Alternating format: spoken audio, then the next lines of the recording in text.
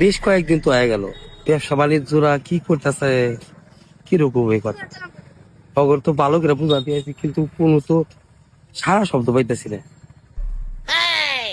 ভাই আপনি মাল বুঝা পাইছেন? হ্যাঁ ভাই, মাল বুঝা পাইছি। শোনেন ভাই, মাল কিন্তু 30 কেজি কেনা পড়ছে। আপনি দুই একটা এদিক সেদিক করবো পচবো, ঠিক আছে, এই সেই দিয়ে আপনি 40 কেজি মাল বেশি এই রোজার মাসে সবাই যেন এই মাল খাইতে পারে।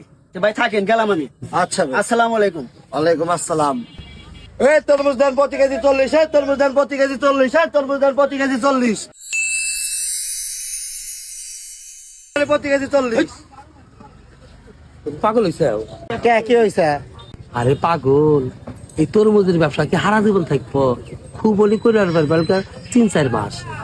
এই 30 টাকা কিনছে 40টা বেচা যাবো না, বেচবে 80 টাকা। তাহলে সে রাতারে বড় লোক দেবো, তাহলে সে আমার আবার মান থাকবো। আমার তো মান তোমরা রাখতে চাও না, তোমার এগুলা দিয়ে তো আমি কি দিয়ে বিপদে পড়ছি। তোমার ব্যবসা দেখতেছি যে লসে তুলবে। 80 টাকা কেজি লাগাও, ঠিক আছে? তাহলে সে তোমার লাভ হবো। ফের কথা হইলে তোমার লাভ নাই।